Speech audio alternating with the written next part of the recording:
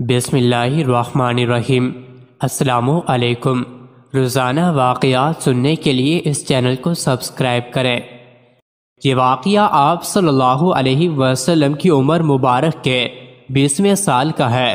عربوں کی ساری خرابیوں کے باوجود ان کے اندر ابھی تک اخلاق حسنہ کی بعض باقیات موجود تھیں۔ ظلم کے خلاف کبھی کبھار ان کی رگ حمیت جاگ اٹھتی تھی اور وہ ظالم سے مظلوم کا حق دلانے کے لیے سینہ سپرد ہو جاتے تھے۔ قبیلہ بنو زبید کا ایک شخص کچھ مال تجارت لے کر مکہ آیا۔ اس کی بیٹی بھی اس کے ساتھ تھی۔ اس تاجر نے اس کا سامان مکہ کے مشہور اور مالدار سردار عاص بن وائل نے خرید لیا، لیکن اس نے سینہ زوری کرتے ہوئے اس زبیدی تاجر کی بیٹی کو بھی اپنے قبضے میں لے لیا۔ وہ اجنبی شخص خانہ کعبہ میں آیا اور خانہ کعبہ کا غلاف پکڑ کر بلند آواز سے روتے پیٹتے ہوئے فریاد کرنے لگا، اے شہر مکہ کے شرفاء، تمہارے با اثر آدمی عاص بن وائل نے مجھ سے زبردستی میری بیٹی چھین لی۔ میں مسافر اور مظلوم ہوں، تمہاری خدمت میں درخواست گزار ہوں کہ میری داد رسی کرو اور میری بیٹی مجھے واپس دلاؤ۔ قریش کے کچھ نوجوانوں نے اس مظلوم کی آہو پکار سنی تو اللہ تعالیٰ نے ان کے دلوں میں یہ بات ڈال دی کہ مردانگی کا تقاضا ہے، اس مسافر کی داد رسی کی جائے۔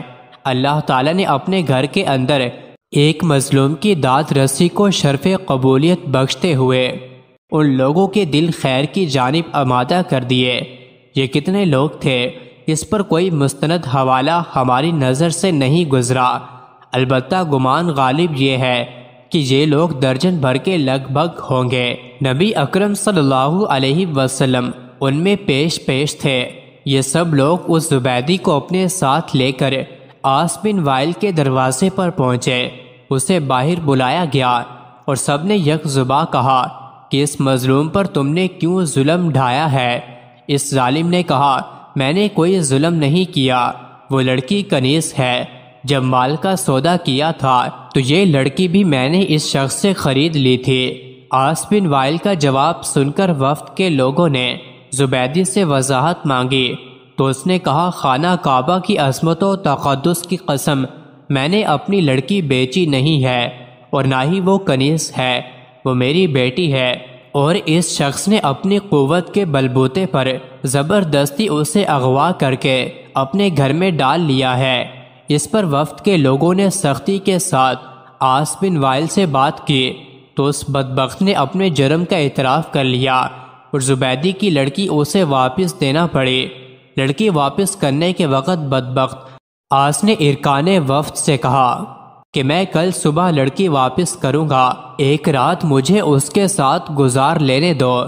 وفد کے تمام غیرت مند ارکان نے اسے سختی کے ساتھ اس ارادی بد پر شرم دلائی اور کہا کہ یہ ہرگز ممکن نہیں، چنانچہ اسے اپنے شیطانی ارادے پر عمل کرنے کا موقع نہ ملا۔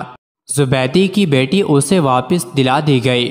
اب اس نے اپنی بیٹی کو ساتھ لیا اور اپنے علاقے کی طرف روانہ ہو گیا۔ جاتے ہوئے وہ اور اس کی بیٹی ان تمام نوجوانوں کو دعائیں دے رہے تھے جنہوں نے ان کی داد رسی کی۔ مظلوم کی بد دعا بھی عرش تک بلا روک ٹوک پہنچتی ہے، اور اس کی دعا بھی۔ وہ قریشی نوجوان خوش نصیب تھے جنہوں نے مظلوم سے دعائیں لیں۔ جب اس تنازع کا فیصلہ ہو گیا تو وفد کے ارکان میں سے بعض نے مشورہ دیا کہ اس قسم کے واقعات وقتاً فوقتاً رونما ہوتے رہتے ہیں، کیا ہی اچھا ہو کہ ہم آپس میں حلف اٹھائیں کہ ہم ظالم کے مقابلے پر ہر مظلوم کی مدد کریں گے، خواہ وہ کوئی بھی ہو۔ چنانچہ یہ سب لوگ عبداللہ بن جدعان کے گھر پر اکٹھے ہوئے اور اللہ کے نام پر سب نے حلف اٹھایا، جس کے الفاظ یہ تھے، ہم حلف اٹھاتے ہیں کہ غضب شدہ چیز مالک کو واپس دلائیں گے اور آج کے بعد کسی پر ظلم کو برداشت نہیں کریں گے۔ ہر مظلوم کی داد رسی ہوگی اور ظالم کو اس کے ظلم کی سزا دی جائے گی۔ مزید ایسے ہی ویڈیوز کے لیے چینل کو ضرور سبسکرائب کریں۔